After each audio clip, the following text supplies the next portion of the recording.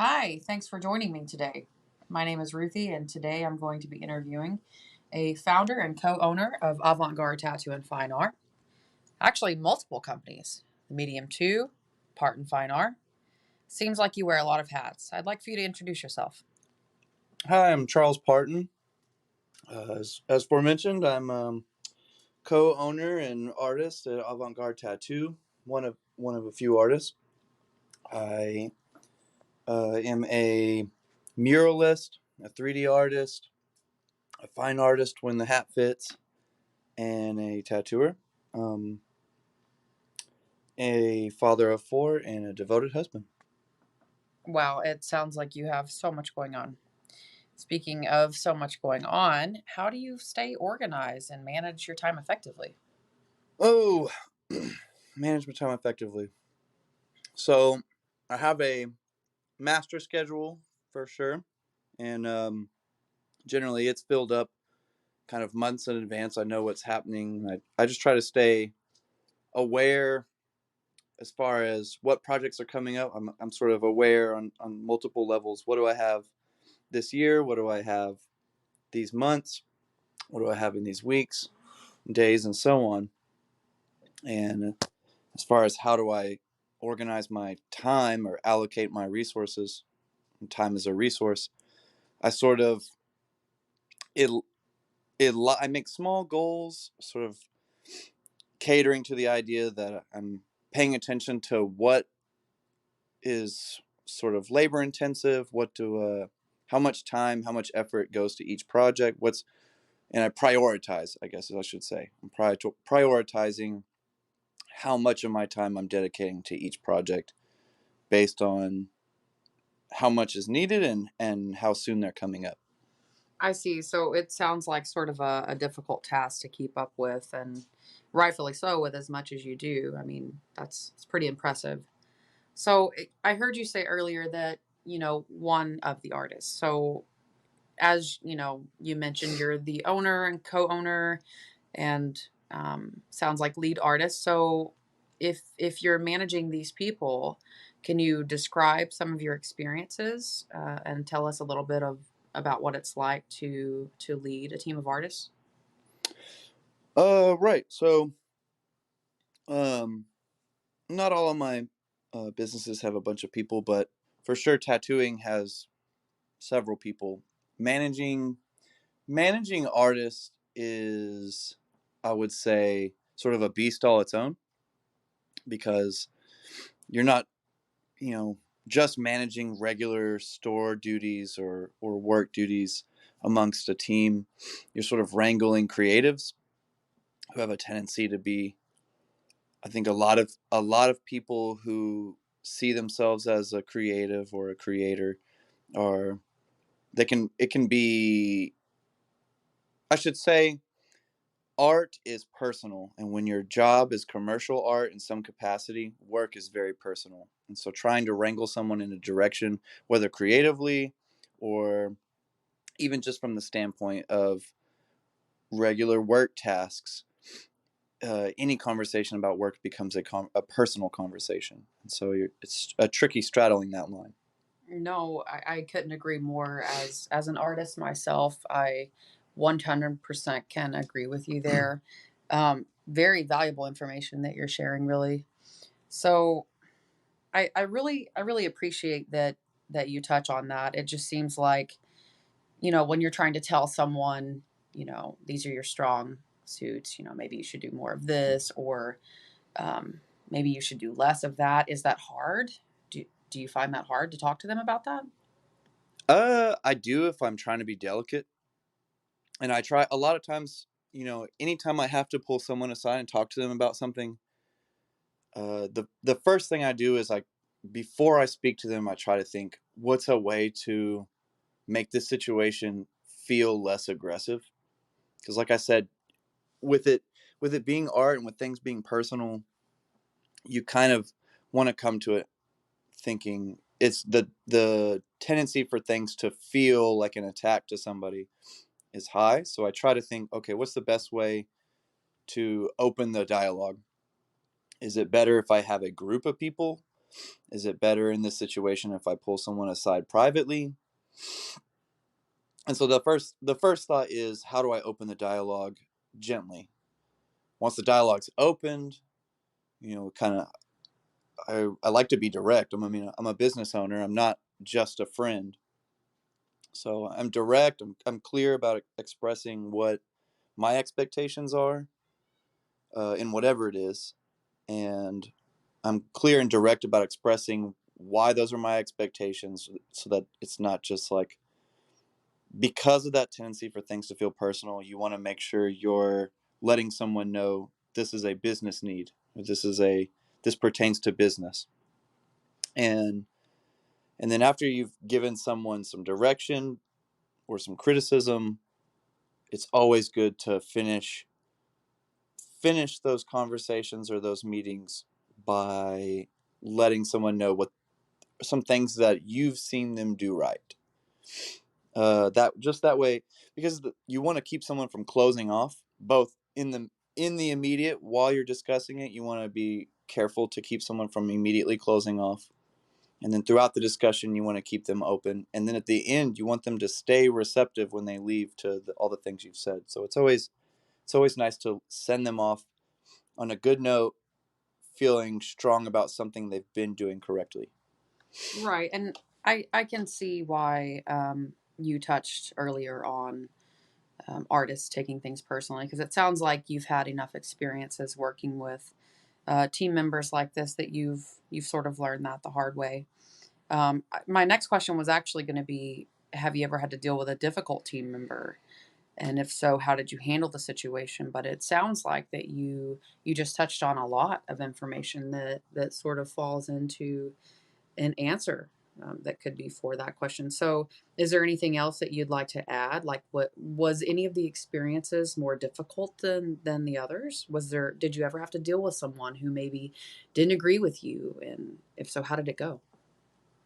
Uh, for certain, probably more than once, I've had to deal with somebody that I feel like, the situation becomes tense. It's really, that does go hand in hand with what I was getting at, is that things begin to feel personal because everyone takes their job so personally, when it's art, and you're sort of you learn along the way to make sure you're hammering home, this is about business. This isn't about, I know to you this feels very personal, but from my standpoint as a business owner, as the owner of a business that deals in creative productions, uh, I have to think of things as, from the business's standpoint, what's best for the business. I'm not thinking about how do you feel about what I say. I'm thinking more about this. Right. I mean, rightfully so. As an owner of a business, you're putting a lot into that, a lot of work. And as I've learned recently from some of my studies, it takes a lot to be a leader and in a managerial role. So I wanted to ask you a little bit about the things that you do. Um, I know you said you do a lot, but how? What are the steps that you take to ensure that there's like consistency across marketing channels and platforms? How do you advertise so much? Marketing channels. So social media, I'm assuming, is what you mean? Yeah. So how do you market yourself for all the things that you do? What are some of the steps that you take? Okay. So, so in 2024 now, in the 2020s generally, social media is key. Is when you say marketing channels, that's what I think of. I think of social media. Yeah. Um and how do I stay relevant, and how do I advertise? So I guess to me, what's important is I don't focus a ton of my energy across every platform. I don't. I know there's other people that will bombard every social media platform, and and that's their attempt to stay uh, out there and advertise their work. I really just use the ones that work for me. I use Instagram. I use Facebook. Those work for my business. There's not a lot of newspaper or television ads for what I do. I don't focus my energies on that. I have in the past. It doesn't yield a lot of result. Um, but on the social media platforms that I do use, I would say I avoid redundancy. That is the like most important thing to me. I avoid redundancy and I pay attention to what are the time frames that are important. I'm trying to think of how to articulate that. You're trying to use the algorithm to your advantage, I think is what you're Oh yeah, saying. yeah. Yeah. So like I don't share posts or advertise my business um, like late in the evening. I know some people are night owls, but if I share it late in the evening, they may pick up their phone, put it back down, pick it up and put it back down, Right. and the algorithm will push me out of the way. The next day when they're busy at work or they have some free time, I'm not going to be in their feed anymore. Right. So I'm conscious of when I'm sharing things. Um, and I'm also conscious of like sometimes things that I would advertise for my business come rapidly. I'm careful not to overshare in a day. I share just enough to stay in the feed and continue engagement. Right. And that's across really all. I feel like all social media outlets, they all work along those. They're all working the algorithm. They all work kind of relatively the same. Right. So do you use your logo for all of them? So that you're Uh, associated with all of them, or do you do different ones? that's a good question. Yes and no. So I do want people to know. It depends on what I'm doing. So as far as some of my businesses, I want my clients to know when they're interacting with those businesses, I want them to know I also do these things. Other businesses, I kind of it's almost like a one-sided mirror. There's a sort of a one-sided barrier. If you came to me for one thing, I'd rather you see me in that light. If you came for me for another, it, that's hard to articulate. Right. Lo- I see what you're saying though, and I could agree. You want one logo to be, cohesive with what that company is offering. right. You want the viewer to see that and know I'm at the right place here. Yes. Yeah. And then, but I guess short answer, I do compartmentalize. I have a logo that represents this. I have a logo that represents that. Do you think that helps you network? Oh yeah, yeah, definitely. So one logo really separates it separates me from maybe I have one logo that probably groups me and my employees together. I have another logo that will really separate my other endeavors away from that. It definitely helps network. Yeah, for sure. Um, Branding's so important for sure. yeah, absolutely. I agree. I think it's a very innovative way to use technology these days with our businesses. Um, I have one last question for you. Is there any other ways that you have incorporated modern day technology in your field?